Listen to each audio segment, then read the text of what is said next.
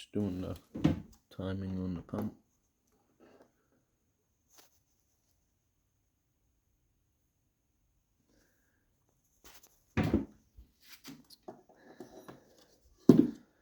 Essentially, you've got two marks here. It's hard to see because I haven't gone over them with anything to highlight them. But I'll show you in a second. See, there's two marks on the crank pulley. That mark has to line up with that one. It's pretty bang on. Now that's that first mark over there that's lined up now, that's before top dead center, and that second one, that's top dead center. So when you time the pump, the idea is to put it on before top dead center, how it is now on that mark, and you line it with this one behind, as you can see that mark.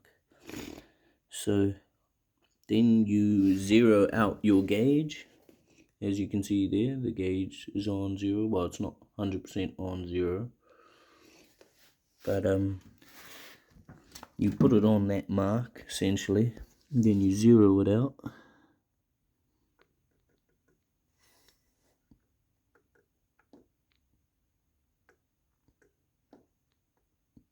Once you zero the gauge out,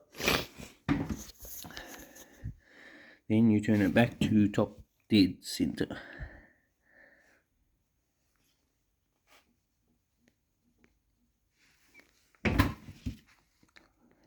You can see it's pretty much bang on that mark now, lined up with it. And then you check the pump, or the gauge. The gauge shows 9, so 6.9.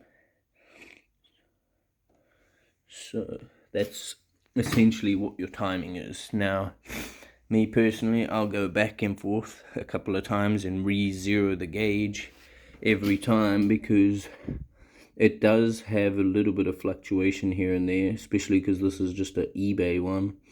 It's not as precise as if you have the proper equipment, or the expensive stuff, shall I say. So for me, I'll turn it back and just double check it a few times, you know. Go back to before top dead center, zero it, go back to top dead center, check the measurement. I'm going to record it down, go back again to 0, see if it goes back to the 0, because it should go back to the 0 every time to the same place. If it doesn't go back to the same place, then you zero it again and move it back and check it again. So before top dead center, then you go to top dead center, then you go back to before top dead center.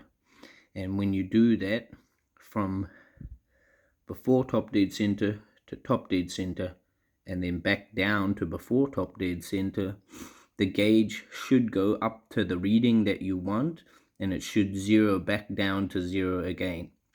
If it doesn't zero back down to 0 and it comes back to the 0 and it's off of the 0 a little bit, then you recenter it to the 0 and then go up to top dead center again, and then go back down to before top dead center again and see if it zeros.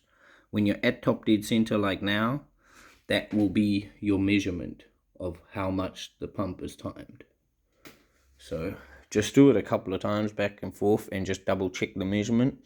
Just make sure it zeros back to 0 and then back up to the measurement you want and back down. Now, you got to be real critical of getting it bang on the mark, because if it's just a little bit off of the mark, it'll give you a different reading. So you have to be able to put the crank pulley back onto the exact same mark in the same place every time. So if you can't do that, then you're going to have readings that are a little bit off, or slightly off from what you actually want.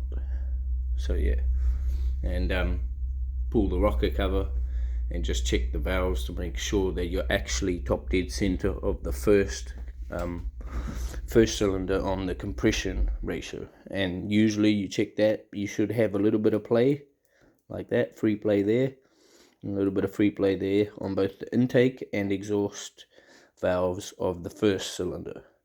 The second one should be starting the intake. As you can see there, it doesn't move, it's just starting.